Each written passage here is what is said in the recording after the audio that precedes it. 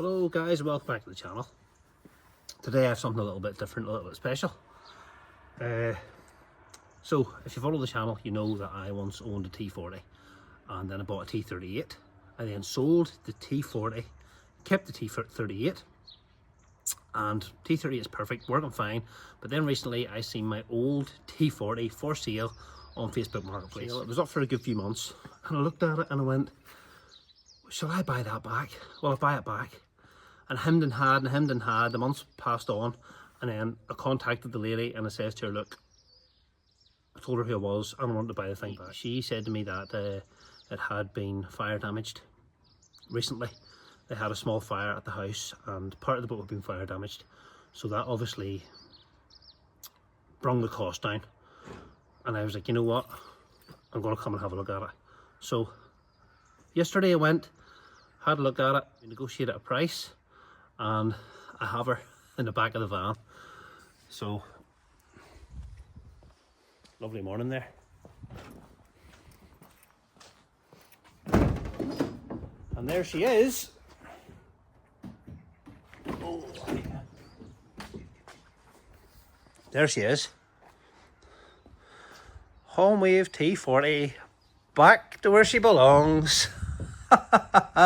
So today guys, I'm going to install swivel seats into this one like I've done with my Honwave T38, and this boat here is going to be used mostly at Loch Earn. I'm going to store it down there and just keep it there all year round. It just means driving down, no towing, no messing about, jump in the boat and away I go.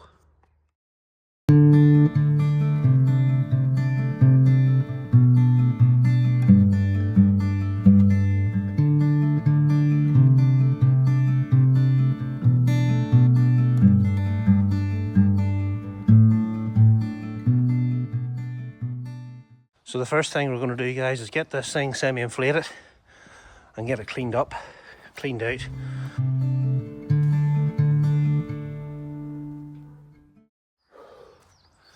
Get the floor in and mock up the holes and stuff to where I'm going to put the pedestals and the seats. So where's that damage? So there we go. Has some cracking here, which was caused by the heat of the fire. So when you inflate that, that does expand a bit and it doesn't look the best. So you have that down this side here. If I can find it, yeah, there. I don't know if you can make that out. There's some bubble in there that goes right sort of the whole way to about here. It's just like a surface bubbling that's been melted by the fire. However, the boat holds air and it functions perfectly.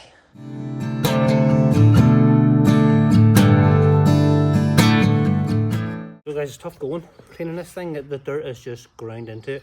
So I'm bringing out the big guns. Bleach, ice rubber this. She's looking good. She's looking good.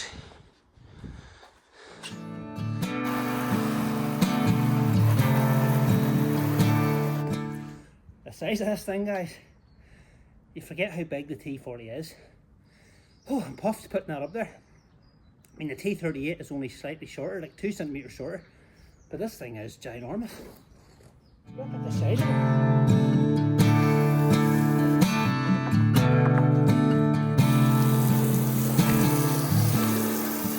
I have the seats on the bench. That's a little seat there. First thing we need to do is we're going to measure and we're going to make little aluminium straps. They are for added strength really, so when you bolt this through the aluminium floor of the T40, it's going to then bolt through the aluminium straps and it's going to sandwich the whole lot together. As strong as those aluminium floors are, they are still quite thin, and the last thing you need is, you know, if you're flying along there and the seat rips out or pulls through the floor, that would be a disaster. So do it right the first time and then hopefully we'll have no problems. And that's really what we're aiming for there, guys.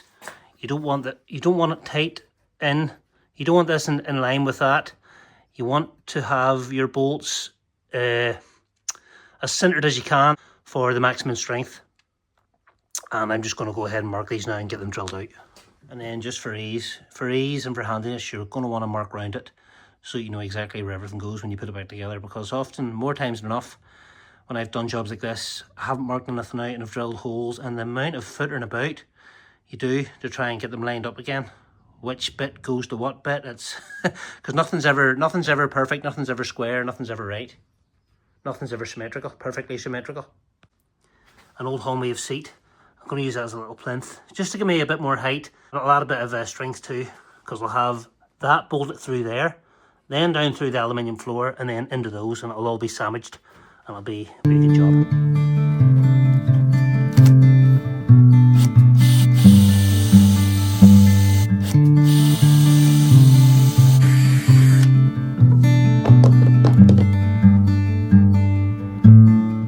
There are a couple of things that you will have to take into consideration. The aluminium floors are made up of separate parts. And when you're drilling your holes, you want to make sure you're drilling into a solid part and not where the join is. So I've had this section of floor in the boat, and I've marked out where I want the seat to go, and I want it dead center right at the front. So I'll show you now what I'm talking about. I don't know if the camera's going to pick this up, but your floor is made up of separate slats, and there's your joins in between each slat. We are aiming to drill 4 holes well within the boundaries of the joins. You do not want to be drilling through these joins, because you're gonna run into problems. So I'm going to get to this here. I'm going to put the pedestal down on here, and I'm going to mark it all out, measure it up. As I say, I want it dead center. That gives me ample leg room on each side and at the front for when the seat swivels. Now, this is going to cause a problem with the inflatable keel, because the inflatable keel runs on the underside of this. It's probably about that breadth right across. So the bolts and everything else are going to rub on the keel. To combat that problem, I am going to use a piece of yoga mat, an old yoga mat that I got. I'm going to cut a nice square and put that underneath it. That should, fingers crossed, that should do the job and not give me any problems. But we'll see when we get this boat out in the water and we use it for a few months. If the keel's still inflated, we're all good. If you go to decide to do this, you will 100% need bracing at the bottom and at the top, because these floors are literally, you can't see it, they're paper thin. You have 2 sections and it's hollow in the middle. If you just went ahead and bolted that on without any bracing, it's just going to rip out through time without a shadow of a doubt. So bear in mind, if you're going to do it, don't just drill through the floor and just bolt this on and think it's going to be okay, because it won't. I don't know if you can make it out. There we go. You can see it there if we go underneath it. See how thin that is? And then it's hollow in the middle. And then another section at the top. Not solid. So guys, this is what we finished up with. That's basically dead center to either side there of these runners. And we're well within the boundaries of the joints. So we're going to go ahead and drill here. Got her tightened down on there. Seems a good job. Remember, stainless steel. Everything has to be stainless steel, or it's just going to rot and make a whole mess of things. I'll give you a look at the underside and show you how this is all connected. I've actually strengthened this floor with anything else. You'll see here. So guys, that's how she's looking there. Bolt it right through into these aluminium straps, and then right through the top, through the floor. The keel will run down the centre of this here. It's unavoidable, but I'm going to put a piece of padding here, and hopefully that will stop any abrasive rubbing. The back seat in, and I've just used a bit of parcel tape just to keep that in place until I get it in. I don't think it's going to cause much of a problem though, because the keel sort of runs down this side of it, so not really worried about that one as much. And then when you inflate the keel, it's taking the floor away, the bottom piece of your Honwave away from it, if you understand me. And that's her, folks. She's complete. Seats are in. Enjoying with this chap here.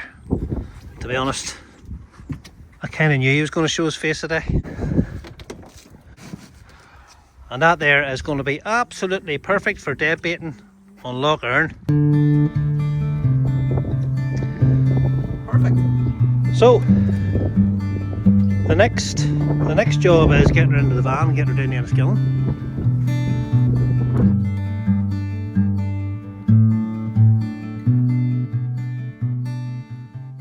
Guys, thanks for tuning into the channel. Hopefully this has helped someone. If anybody's maybe thinking about putting seats into their T40 or any sib for that matter with an aluminium floor, that's the way I've done it.